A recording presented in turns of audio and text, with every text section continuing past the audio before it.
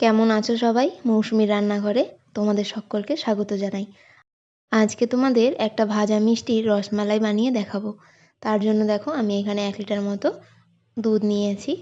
তোমরা চাইলে এখানে গরুর দুধও নিতে পারো। দুধটা আমি জাল দেবো, তাই এইখানে আমি একটা কড়াইয়ের মধ্যে দুধটাকে ঢেলে নিচ্ছি।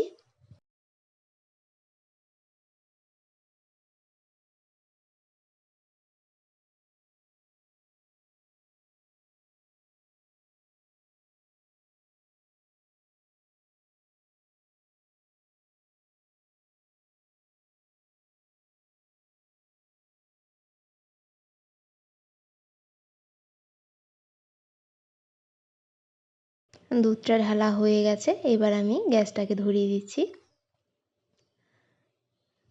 দুধটাকে ছানা কাটাবো, তার জন্য এখানে একটা কাপের মধ্যে 3 থেকে 4 টেবিল চামচ মতো জল নিয়েছি।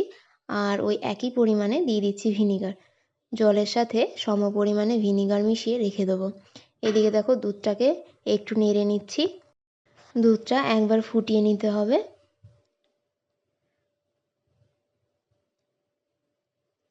দেখো দুধটা কিন্তু খুব সুন্দরভাবে ফুটে উঠেছে। দুধটাকে আমি আরও একবার নেড়ে নিচ্ছি।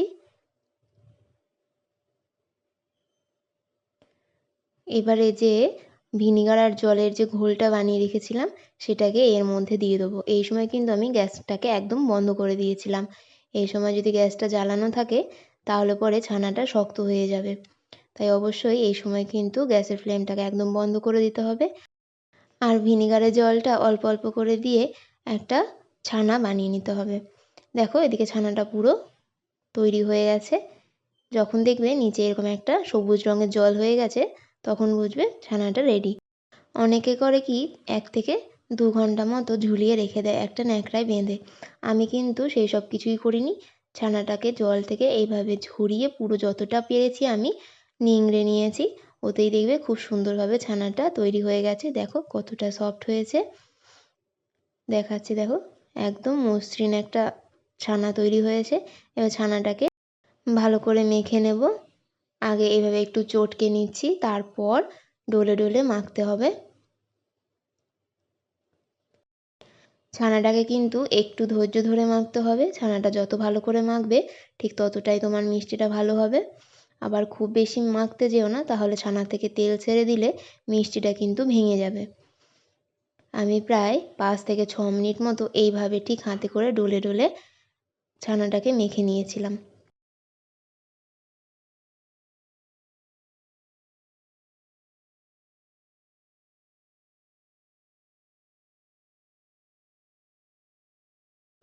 দেখো ছানাটা মাখা হয়ে গেছে। তোমাদেরকে দেখাচ্ছি দেখো কতটা মসৃণ হয়েছে। ঠিক এরকম করেই কিন্তু ছানাটা মাখতে হবে। এবার এর মধ্যে দিয়ে দিচ্ছি ছোটো চামচের 1 চামচ মতো সুজি। সুজিটা দিলে এই ছানার বাইন্ডিংটা খুব সুন্দর সফট হবে। আর দিয়ে দিয়েছি 1 চামচ মতো কর্নফ্লাওয়ার। তোমরা কর্নফ্লাওয়ার পরিবর্তে ময়দাও ব্যবহার করতে পারো। আর দিয়ে দিয়েছি ফ্লেভারের জন্য একটা এলাচের বীজ গুঁড়ো করা। এবার এই সমস্ত উপকরণ দিয়ে খুব ভালোভাবে মাখতে হবে একটু সময় নিয়ে। ঠিক যেভাবে আমরা প্রথমে মেখেছিলাম ডলে ডলে ঠিক সেইভাবেই।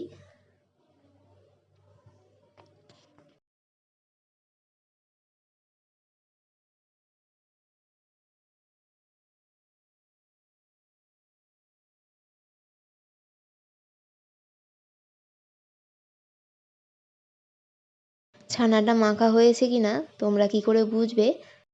এই ছানা থেকে একটুখানি নিয়ে একটা মিষ্টির মতো শেপ করে নেবে। যদি দেখছো মিষ্টিটা ফেটে যাচ্ছে তাহলে বুঝবে তোমার ছানাটাকে আর একটু মাখতে হবে। আর যদি দেখো কোনো দিকে কোনো ফাটল নেই তাহলে বুঝবে খুব সুন্দরভাবে তোমার ছানাটা মাখা হয়ে গেছে। দেখো আমি এখানে একটা মিষ্টি বানিয়ে নিয়েছি।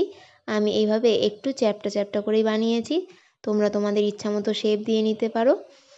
এইভাবে বানিয়েছি দেখো কত সুন্দর হয়েছে, কোথাও কিন্তু একটুও ফেটে যায়নি। এইভাবে বাকি মিষ্টিগুলো বানিয়ে নেব। এবারে চলে যাচ্ছি পরবর্তী প্রসেসে। এখানে আমি একটা কড়াই বসিয়ে দিয়েছি। কড়াই দিয়ে দিয়েছিলাম তেল। তেলটা উষ্ণ গরম হলেই এর মধ্যে মিষ্টিগুলোকে দিয়ে দিচ্ছি।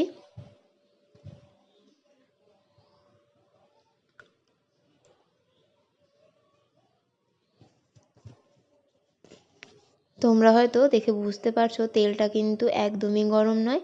মিষ্টিটা দেওয়ার প্রায় 30 সেকেন্ড পর বুদবুদ ছাড়তে শুরু করেছে। তোমরাও কিন্তু ঠিক এই একই প্রসেস ফলো করো, তাহলে মিষ্টিটা কিন্তু সফট হবে। এই মিষ্টিটাকে লো ফ্লেমে ভাজতে হবে একটু সময় নিয়ে। হাই ফ্লেমে ভাজলে ওপর থেকে লালচে হয়ে যাবে আর ভেতরে কিন্তু কাঁচাই থেকে যাবে।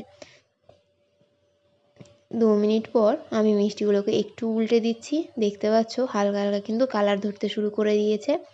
মিষ্টিগুলোকে খুব একটা বেশি লালচে করব না, হালকা বাদামি রং আসলেই মিষ্টিগুলোকে তুলে নেব। দেখো এর মধ্যে কিন্তু আমরা কোনো রকম বেকিং সোডা বা বেকিং পাউডার কিছুই দিইনি, কিন্তু মিষ্টিগুলো কতটা ফুলে উঠছে। মিষ্টিগুলোকে এইভাবেই ভাজতে হবে। দেখো মিষ্টিগুলো ভাজা হয়ে গেছে, এবার আমি তুলে নিচ্ছি। মিষ্টিগুলো ভাজতে আমার প্রায় 4 থেকে 5 মিনিট সময় লেগেছিল। এবারে চলে আসলাম পরবর্তী প্রসেসে। এখানে আমি একটা কড়াই নিয়ে নিয়েছি, কড়াইয়ের মধ্যে দিয়ে দিলাম 1.5 কাপ মতো জাল করে রাখা দুধ। এর মধ্যে দিয়ে দিচ্ছি 3 টেবিল চামচ মতো চিনি। তোমরা চাইলে চিনি বাড়িয়ে বা কমিয়েও দিতে পারো। এবারে চিনির সাথে খুব ভালোভাবে দুধটাকে মিশিয়ে দিচ্ছি। এবারে দুধটাকে খুব ভালোভাবে ফুটিয়ে নেব।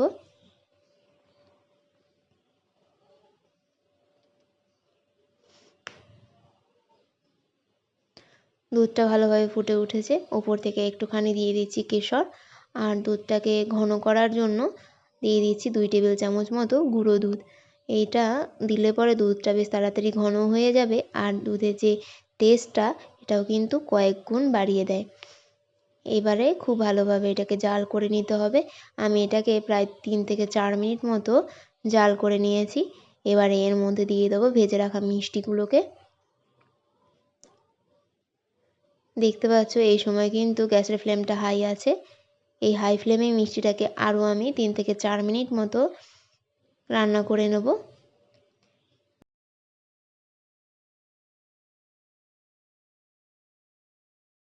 এখানে আমি একটুখানি পেস্তা কুচি এর মধ্যে দিয়ে দিলাম। এটা অবশ্যই অপশনাল, তোমরা চাইলে দিতেও পারো আবার না দিতেও পারো। এবার আমি এটাকে ঢাকা দিয়ে 3 থেকে 4 মিনিট মতো রান্না করে নিচ্ছি। এতে করে মিষ্টিটা খুব সুন্দরভাবে সেদ্ধ হয়ে যাবে আর দুধটা অনেকটা ঘন হয়ে যাবে। দেখো মিষ্টিটা কিন্তু অনেকটাই সেদ্ধ হয়ে গেছে। এটা কিন্তু রসটা অনেকটাই টেনে নিয়েছে। স্ট্যান্ডিং টাইমে রেখে দেবো আধ ঘন্টার জন্য। ফিরে এলাম আধ ঘন্টা পর, আমি একটা প্লেটে সাজিয়ে নিয়েছি। দেখো কত সুন্দর লাগছে দেখতে। মিষ্টিটা দেখতে যতটা সুন্দর হয়েছে খেতেও কিন্তু ঠিক ততটাই সুন্দর হয়েছিল। তাই বাড়িতে একবার বানানোর অনুরোধ রইল।